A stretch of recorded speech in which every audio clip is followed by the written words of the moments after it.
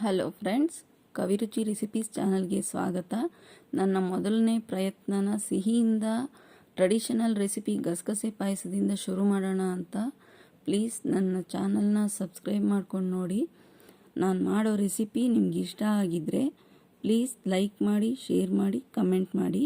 ಇನ್ನೂ ಒಳ್ಳೊಳ್ಳೆ ರೆಸಿಪೀಸ್ನ ಅಪ್ಲೋಡ್ ಮಾಡೋದಕ್ಕೆ ನನಗೆ ಪ್ರೋತ್ಸಾಹ ಸಿಕ್ದಂಗೆ ಆಗುತ್ತೆ, ಆಯಿತಾ? ಮತ್ತು ನಿಮಗೇನಾದರೂ ಹೊಸದಾಗಿ ರೆಸಿಪೀಸ್ ಯಾವುದಾದ್ರೂ ಪರ್ಟಿಕ್ಯುಲರಾಗಿ ಇಂಥದ್ದೇ ರೆಸಿಪಿ ಬೇಕು ಅನ್ನೋ ರೀತಿ ಇದ್ದರೆ ನನಗೆ ಕಮೆಂಟ್ ಮೂಲಕ ತಿಳಿಸಿ, ನಾನು ಹಾಕೋದಕ್ಕೆ ಟ್ರೈ ಮಾಡ್ತೀನಿ. ಓಕೆನಾ ಫ್ರೆಂಡ್ಸ್? ಇವಾಗ ನಾವು ರೆಸಿಪಿನ ನೋಡೋಣ ಬನ್ನಿ.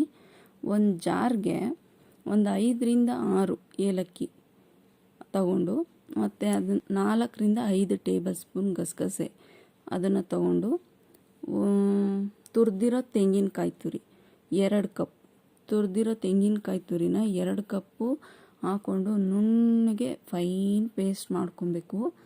ಫೈನ್ ಪೇಸ್ಟ್ ಮಾಡಿಕೊಂಡು ಒಂದು ಸೈಡಲ್ಲಿ ಇಟ್ಕೊಳ್ಳೋಣ. ಅದು ಯಾವ ಥರ ಪೇಸ್ಟ್ ಆಗಬೇಕು ಅಂದರೆ ಗಂಧ ಅಂತ ಹೇಳ್ತಾರಲ್ಲ ನೋಡಿ, ಆ ಥರ ಫೈನ್ ಪೇಸ್ಟ್ ಮಾಡ್ಕೊಬೇಕು ಫುಲ್ಲು. ಓಕೆನಾ? ಅದನ್ನು ಸೈಡಲ್ಲಿ ಇಟ್ಕೊಳ್ಳಿ.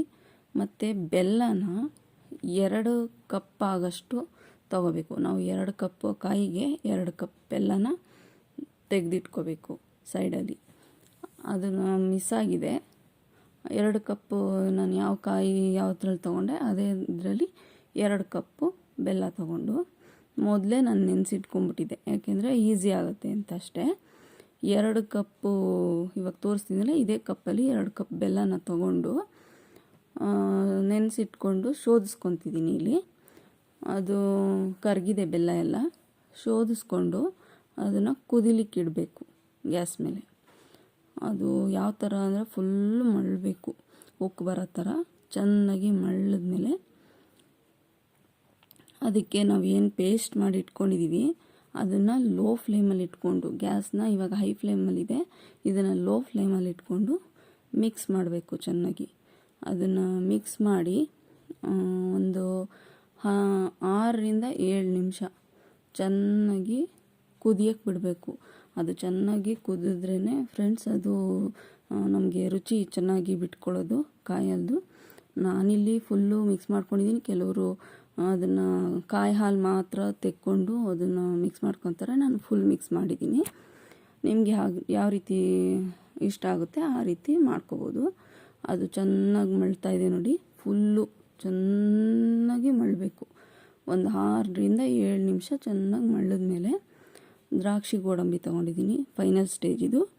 ದ್ರಾಕ್ಷಿ ಗೋಡಂಬಿ ತೊಗೊಂಡು ಒಂದು ಫ್ರೈಯಿಂಗ್ ಪ್ಯಾನ್ ಇಟ್ಕೊಂಡು 1 ಸ್ಪೂನ್ ತುಪ್ಪ ಹಾಕ್ಕೊಂಡು ಚೆನ್ನಾಗಿ ಫ್ರೈ ಮಾಡಿ ಅದಕ್ಕೆ ಹಾಕ್ಕೊಂಡ್ರೆ ನಮ್ಮ ರುಚಿಯಾದ ಗಸಗಸೆ ಪಾಯಸ ರೆಡಿಯಾಗುತ್ತೆ.